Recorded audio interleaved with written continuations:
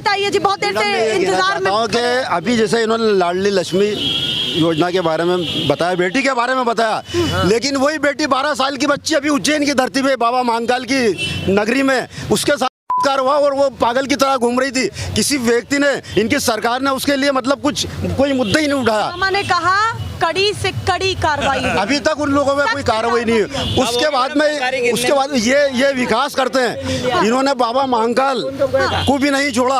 80 करोड़ रुपया उज्जैन की नगरी में बाबा महाकाल के लिए दिया था, लेकिन बाबा महाकाल के नाम पर, महादेव के नाम पर ये जो है कि वोट तो मांगते हैं, लेकिन बाबा महाकाल का नाम इतना छोटा नहीं है। बाबा महाकाल देश विदेश में जाने जाते हैं अपने नाम से, क्योंकि लोग वहाँ पे दर्शन करने आते हैं देश विदेश से। लेकिन उनकी मूर्त जमी दोष हो गई, कच्चा माल लगाया, मूर्ति प्लास्टिक की मूर्ति लगा दी। 80 करोड़ मैडम, एक कमरा भरा जाता 80 करोड़ में, एक कमरा भरा जाता पैसे का। इंजीनियर द्वारा बनाए जाने वाले मकान, इंजीनियर मूर्ति लगाना थी वहाँ पे, इंजीनियर द्वारा बनाए जाने वाले 50-50 मंजिला मकान प्राकृतिक आपदा में धंस जाते हैं। वो एक छोटी सी मूर्ति थी। चलिए, प्राकृतिक आपदा थी। और अच्छा, अपना नाम बताइए क्या? नहीं, मेरा रफीक खान नाम है मेरा। मैडम इनने बोला इसी चौराहे पे रहता हूँ, मेरी टेलर की दुकान है। रफीक खान नाम है मेरा, मुस्लिम समाज से मैं। लेकिन मेरी आत्मा बहुत आहत हुई। मेरे बाबा जब धरती पे दमी दोष हुए, उनका मुकुट कहाँ गिरा, उनका आसन कहाँ गिरा? अरे क्या हिंदुस्तान के अंदर, वो हिंदुस्तान के अंदर हमारे साधु संत की मूर्तियाँ थी, हिंदुस्तान के भोलेनाथ की थी। आपने सुना? अच्छा मूर्ति तो दी नहीं मैडम, मूर्ति तो दी नहीं। अच्छा, बाबा महाकाल के चरणों में उन मूर्तियों को सजाया था नहीं, तो उनकी हैसियत ये है क्या? अरे हमारे हिंदुस्तान के देवता हैं जो लोग वहाँ पे जो है कि उनके दर्शन करने आते हैं, देश विदेश से आते हैं लोग।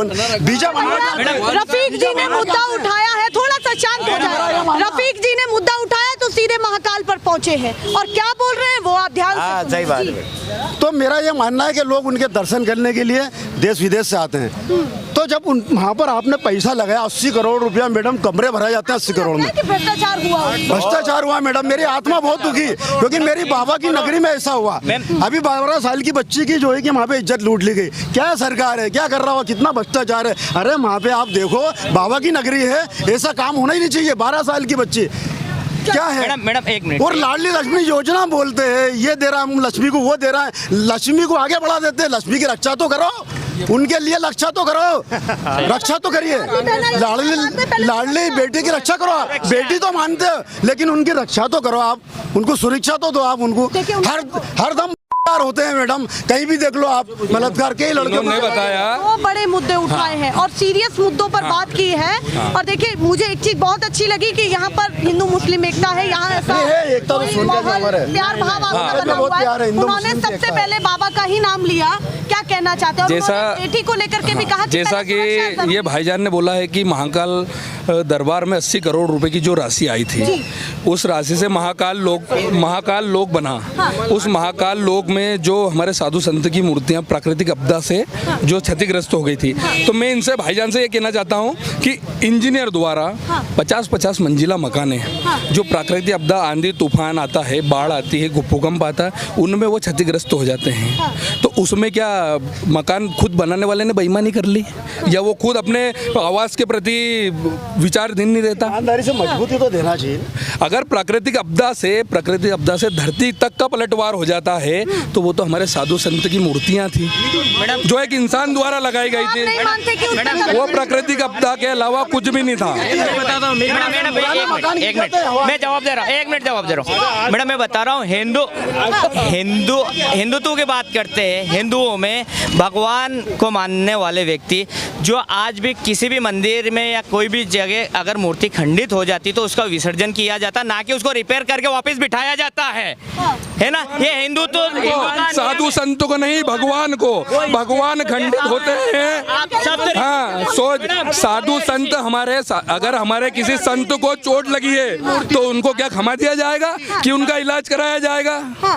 हमारे साधु संतों को अगर चोट लगी है तो उनको क्षमा दिया जाएगा। भगवान आते, मैं बता दूं कि सप्तऋषि आते भगवान का रूप माना गया है, यानी ऊपर की बात है ना सप्तऋषि। और मेरे काबिल मित्र ने बताया था लाउड स्पीकर कमलनाथ जी ने बंद करवाया, पर एक मिनट लाउड स्पीकर बंद करवाया, पर ये नहीं बताएंगे मेरे काबिल दोस्तों 300 करोड़ रुपए वहाँ के लिए सप्तऋषि के लिए उन्हें किसने दिए थे? कमलनाथ सरकार ने दिए थे।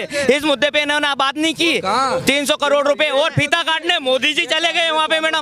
कांग्रेस के कुछ गिने चुने कार्यकर्ताओं को चुपचाप दे दिए और उनने रख लिया। नहीं तो उनने रख लिया, वो काम कहाँ है? उसका सुविचार कहाँ है? उसका विचार कहाँ है?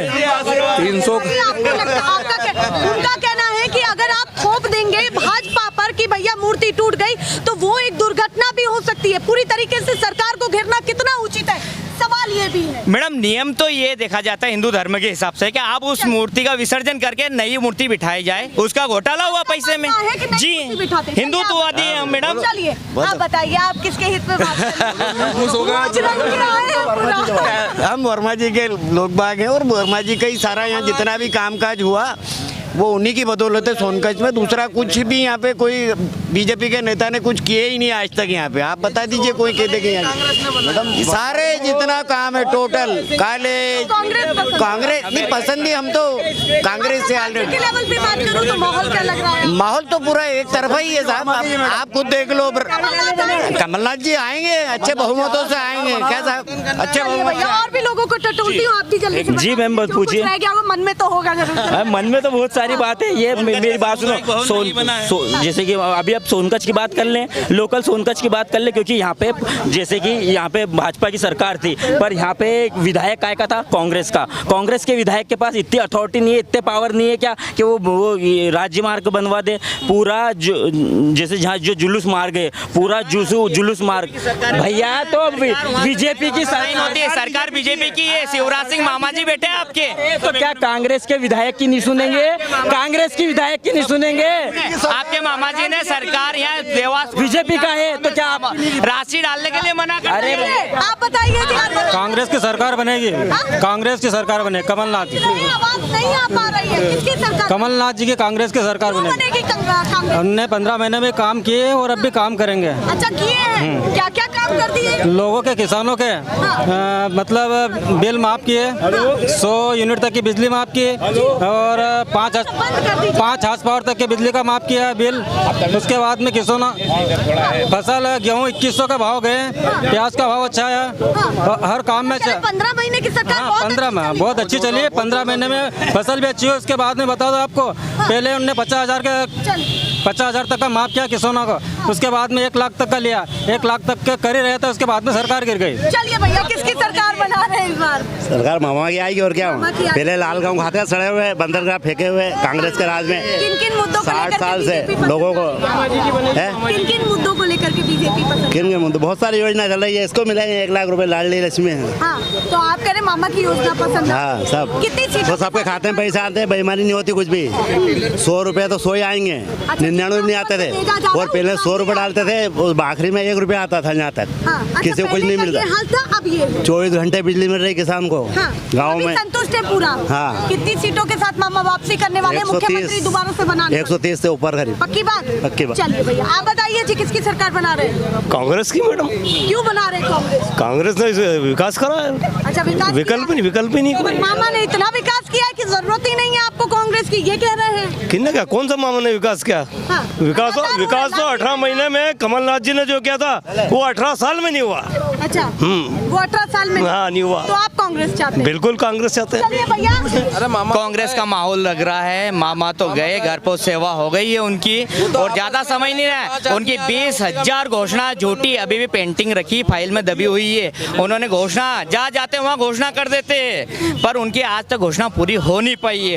और घोषणा करते जहाँ जाते वहाँ पर घोषणा करते हैं और आपको लगता है पूरा नहीं पूरा आज तक कर नहीं पाए वो। लाडली बहना तो मिल रही है। लाडली बहना में क्या है, अरे उसके लाडली बहना में 1000 रुपए दे रहे हो, 1200 दे रहे हो। गैस सिलेंडर का भाव आपने आज से अभी तक, आज 450 की आता ही, कोरोना काल में आपने 450 क्यों नहीं किया? मामा जी कहाँ गए थे उस टाइम?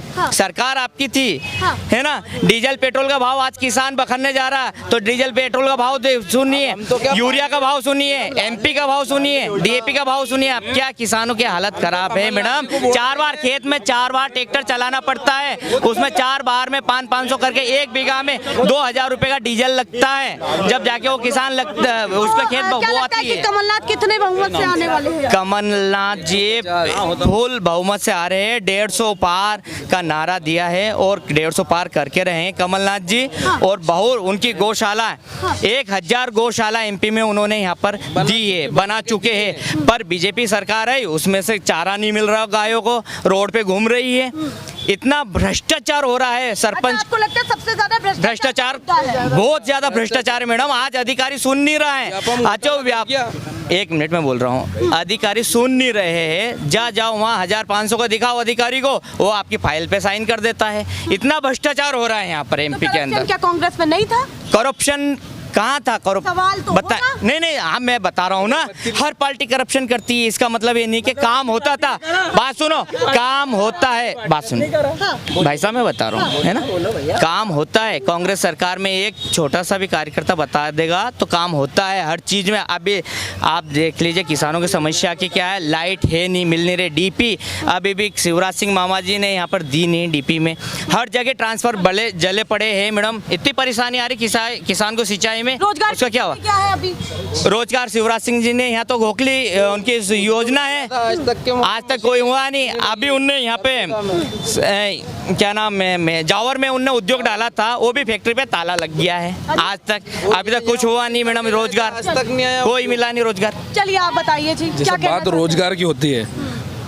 हम सबको जो पढ़े लिखे हैं, मैं भी कोई ज़्यादा एजुकेटेड नहीं हूँ, पर जो एजुकेटेड लोग हैं उनको उनकी काबिलियत पे रोज़गार मिलता है। आपको मिला आपकी काबिलियत पे, इंटरव्यू के लिए 10 लोग गए होंगे, 10 मेरा छोड़िए। हाँ, तो जो पढ़े लिखे काबिलियत वाले लोग हैं उनको रोजगार मिला। आज जो अधिकारी बन के बैठे हैं, नए वर्ग के अधिकारी जाते हैं, हर बार नई योजनाएं निकलते अधिकारी बनते हैं, उनको रोजगार कहाँ? अगर आप चाहते हैं, मुद्दा है कि जो सक्षम है उसके लिए रोजगार है, जो काबिलियत जो काबिल है कि अगर कहीं का नगर पंचायत अधिकारी बनने वाला अधिकारी के लिए काबिल है तो उसको आप या किसी किसान को हम अधिकारी बना सकते हैं। रोजगार की कमी नहीं, कोई कमी नहीं है रोजगार की। अब माफी चाहूंगी, ये माहौल चल रहा है। अब आप देखिए कि यहाँ पर इस विधानसभा में क्या हाल है। भाजपा कांग्रेस सामने सामने खड़ी है चुनौतियों को लेकर के। अब जनता किधर है ये भी सवाल है, या ये जो समर्थक इसमें से थे वो जो सोच रहे हैं वो कितना वोट बैंक में तब्दील होने वाला है, ये भी बातें ऐसे दिखाते रहेंगे। फिलहाल के लिए नमस्कार।